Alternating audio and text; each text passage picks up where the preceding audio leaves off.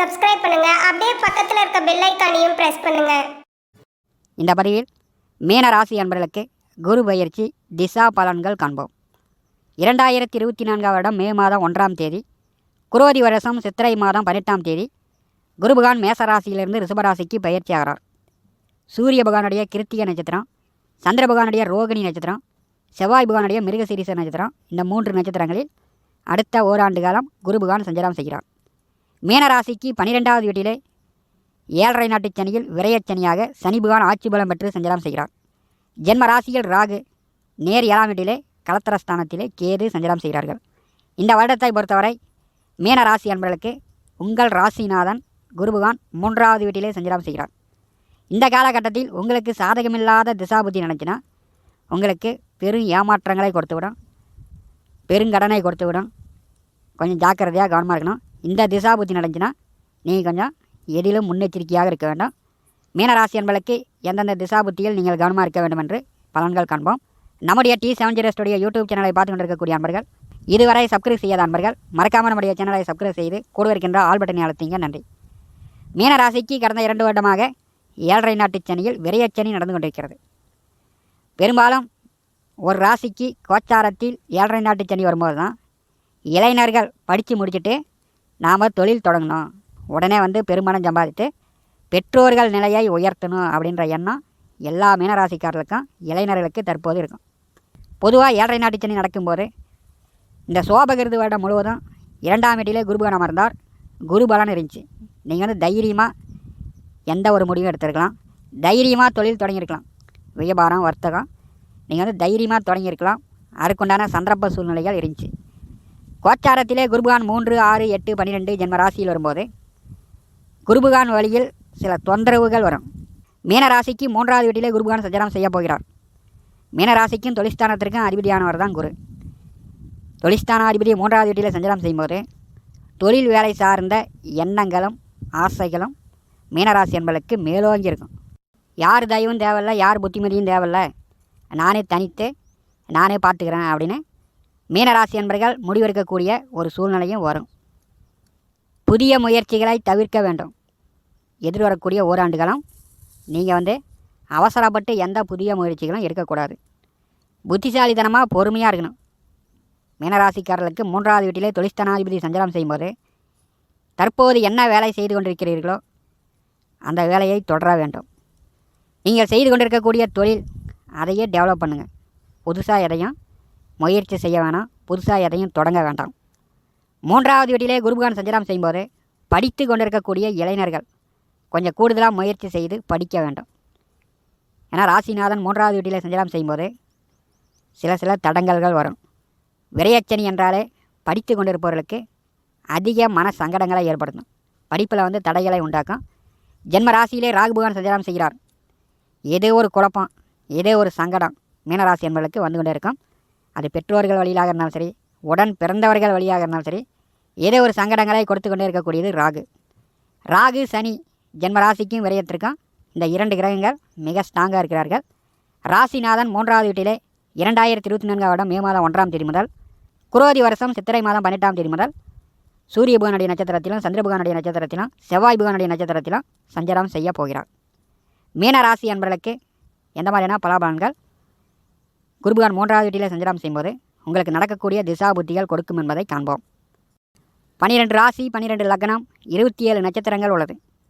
கோச்சாரத்திலே ஒரு ராசிக்கு 7.5 நாட்டு சனி வரும்போது அவர்களுடைய சுய ஜாதகத்தில் சூரிய திசையோ சூரிய புத்தியோ, சந்திர திசையோ சந்திர புத்தியோ வராமல் இருக்க வேண்டும்.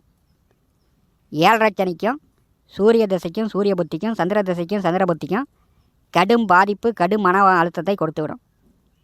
எதிர்வரக்கூடிய இன்னொரு 6 ஆண்டு காலம் உங்களுக்கு 7.5 நாட்டு சனி இருக்கிறது. சூரிய திசை நடந்தாலும் சரி, சந்திர திசை நடந்தாலும் சரி, அவர்கள் குடும்ப நபர்களுடைய பேச்சை கேட்டு அவர்களுடைய ஆலோசனை கேட்டு செயல்பட வேண்டும். நீங்களாக தனித்து ஆத்திரப்பட்டு அவசரப்பட்டு ஏதாவது உங்களை சுற்றி இருப்பவர்களிடம் சண்டை சச்சரவுகள் பண்ணிங்கன்னா கோர்ட்டு கேஸு வில்லங்க சட்ட சிக்கலில் போய் மாட்டிக்கிட்டு விரைய செலவுகள் செய்து கொண்டிருக்கக்கூடிய சூழ்நிலை ஏற்பட்டுவிடும். சூரிய திசை சூரிய புத்தி நடக்கக்கூடியவர்கள் மிக மிக கவனமாக இருக்கணும். சந்திர திசை சந்திர புத்தி நடக்கக்கூடியவர்கள் குடும்பத்தில் 4 பேர் இருந்தாலும் சரி, 5 பேர் இருந்தாலும் சரி, ஏழரை நாட்டு சனி நடக்கும்போது சந்திர திசை சந்திர புத்தி நடக்கக்கூடியவர்கள் ஒருவருக்கொருவர் பேசாமல் ஒருவருக்கொருவர் மூஞ்சை திருப்பிக்கிட்டு மௌனமாக ஒருவர் மனதிலேயே அவரவர் புலம்பிட்டு போகிற மாதிரி ஏற்படுத்திவிடும். ஏழரை நாட்டு சனி நடக்கிறது. குருவை விட ராகு சனி இந்த 2 கிரகங்கள் தான் அடுத்து வரக்கூடிய ஓராண்டு காலம் உங்களுடைய சுய ஜாதகத்தில் சூரிய திசையும் சந்திர திசையும் நடக்கக்கூடியவர்களுக்கு சில குழப்பங்களை கொடுக்கும். எந்த திசையாக இருந்தாலும் சரி, அந்த திசையில் சூரிய புத்தி நடக்கிறது என்றால், சந்திர புத்தி நடக்கிறது என்றால் எதிர்வரக்கூடிய ஓராண்டு காலம் மீனராசி என்பர்கள் மிக மிக கவனமாக இருக்க வேண்டும். சூரிய புத்தி நடந்துச்சுன்னா எதிரிகள் பகையாளி தொல்லைகள் வரும். கடன் பிரச்சனை, தலைக்கு மேலே கடன் வாங்கக்கூடிய சூழ்நிலை மீனராசி என்பதற்கு ஏற்பட்டுவிடும். சந்திர புத்தி நடக்கக்கூடியவர்கள் மனஸ்தாபங்கள் இல்லாமல் பார்த்து கொள்வது நல்லது.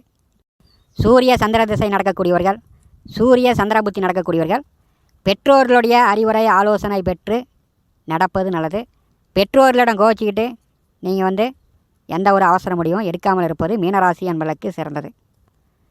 மீனராசிக்கு 2ஆம் வீட்டிற்கும் 9ஆம் வீட்டிற்கும் அதிபதியானவர் செவ்வாய். வாக்கிய பஞ்சாங்கப்படி செவ்வாய் மீனராசிக்கு பகை. உங்களுக்கு குடும்பம் தான் பகை.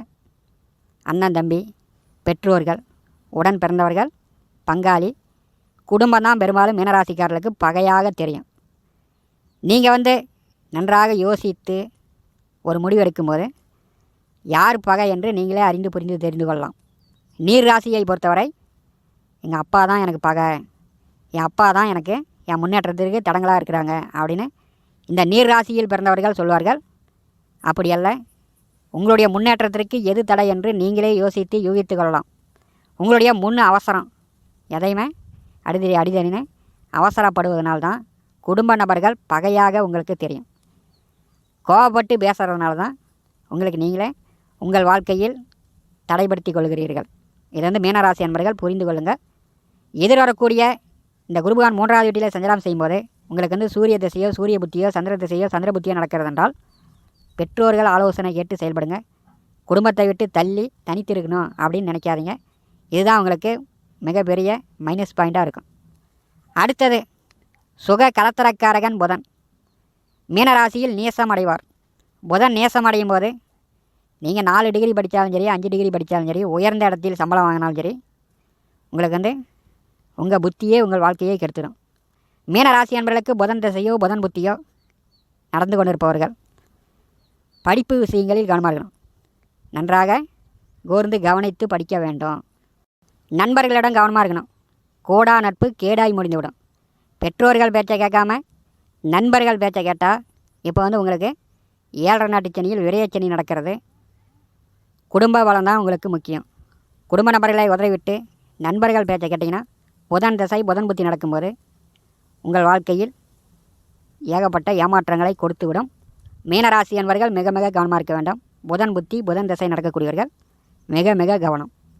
கோச்சாரத்திலே 3ஆவது வீட்டிலே குருபகன் அமர்ந்து அந்தணன் தனித்து நின்றால் எந்த வீட்டில் அமர்ந்தாலும் குரு அமரக்கூடிய இடம் பால். அவர் பார்க்கக்கூடிய 3 இடங்களில் யோகங்களை கொடுப்பார். குரு பார்க்க கோடி நன்மை. குருபகனுடைய 5ஆம் பார்வை மீனராசிக்கு 7ஆவது வீட்டின் மேல் விழுகிறது.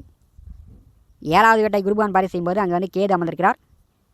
இதுவரை கணவன் மனைவிக்குள் பிரச்சனை, சிக்கல், சண்டை சச்சரவு, பிரிந்தவர்கள் மீண்டும் ஒன்று சேரலாம். கணவன் மனைவிக்குள் அந்நியோன்யம் பிரியம் அதிகரிக்கும். கணவன் மனைவிக்குள் நல்லா அந்நியோன்யம் மேம்படும். நண்பர்கள், உறவினர்கள் சங்கடங்கள் இருந்துச்சுன்னா அதெல்லாம் பேசி தீர்த்து கொள்ளலாம். 7ஆம் வீட்டை குருபகன் பார்வை செய்யும்போது கணவருக்கோ மனைவிக்கோ நோய் நொடி தொந்தரவுகள், மருத்துவ செலவுகள் இருந்துச்சுன்னா அதெல்லாம் தீரும். கணவன் மனைவிக்கு உடல் ஆரோக்கியம் மேம்படும். குருபகனுடைய நேர் 7ஆம் பார்வை 9ஆம் வீட்டின் மேல் விழுகிறது. சகல பாக்கியங்கள் உண்டு. தந்தையுடன் கருத்து வேறுபாடு இல்லாமல் தந்தையினுடைய ஆலோசனை பெற்று செயல்படுங்க. தந்தை வழியில் நல்ல ஆதரவு உண்டு. 9ஆம் வீட்டை குருபகன் பார்வை செய்யும்போது திருமணம் செய்து ஒரு வருடகாலமாக புத்திர பாக்கியம் இல்லாதவர்களுக்கு புத்திர பாக்கியம் உண்டு. குருபகனுடைய 9ஆம் பார்வை லாபஸ்தானத்தின் மேல் விழுகிறது. உடன் பிறந்தவர்களுடைய ஆதரவு உண்டு. அண்ணன் அக்கா மூத்த உடன்பிறப்புகள் ஆதரவு உண்டு. அண்ணன் அக்கா தம்பி தங்கை உடன் பிறந்தவர்களுக்கு திருமணம் போன்ற சுபகாரியங்கள் செய்யக்கூடிய வாய்ப்பு இந்த வருடம் மீனராசிக்காரர்களுக்கு உண்டு. 11ஆவது வீட்டை குருபகன் பார்வை செய்யும்போது மீனராசி என்பர்கள் உங்களுடைய மன எண்ணங்கள், ஆசைகள் கொஞ்சம் மெதுவாக ஒரு தடவைக்கு பல தடவை முயற்சி செய்த பிறகு உங்களுடைய ஆசைகளும் எண்ணங்களும் நிறைவேறும். லாபங்கள் ஏற்படுத்தி கொள்ள வாய்ப்பு உண்டு. குருபகவான் 3ஆவது வீட்டிலே சஞ்சாரம் செய்யும்போது உங்கள் சக்திக்கு மீறி வயதிற்கு மீறி கஜா மஜானு தொடர்புகள் ஏற்படுத்தி கொள்ளாதீர்கள். தைரிய வீரியஸ்தானத்தில் குருபகவான் அமர்கிறார். ஒரு சிலருக்கு தைரியம் குறையும், எடுக்கிற முடிவுகள் ஒரு நிலையாக இருக்காது. ஒரு சிலர் அசால்ட்டாக துணிச்சலுடன் எத்தனை வருடம் பொறுத்தாச்சு இனிமேட்டு பொங்கி எழலாம் அப்படின்னு அசால்ட்டாக ஒரு காரியங்களை செய்யக்கூடிய அமைப்பு உண்டு. குடும்பத்தை பற்றி கவலைப்படாமல் தப்பு தண்டா பண்ணுறது மீனராசி என்பதற்கு இந்த வருடம் சாதகமில்லாத அமைப்பாக போயிடும். குடும்ப நபர்களுடைய பலம் தேவை. புரிந்து அறிந்து செயல்படுங்க. புத்திசாலியாக பொறுமையாக இருக்கணும். ஆத்திரப்பட்டு அவசரப்பட்டு எல்லாமே எனக்கு தெரியும், யார் தெய்வம் எனக்கு தேவையில்லை அப்படின்னு அவசரப்பட்டீங்கன்னா உங்கள் வாழ்க்கையில் சங்கடங்கள் நிகழக்கூடிய வாய்ப்புகள் உண்டு. முயற்சி ஸ்தானத்திலே குருபகவான் சஞ்சாரம் செய்யும்போது வேலை தொழில் மூலம் இந்த வருடம் சில மாற்றங்களை மீனராசி என்பவர்கள் சந்திக்கக்கூடிய அமைப்பு உண்டு. மேலும் தகவலுக்கு எங்கள் சேனலை மறக்காமல் சப்ஸ்கிரைப் பண்ணுங்கள். நன்றி.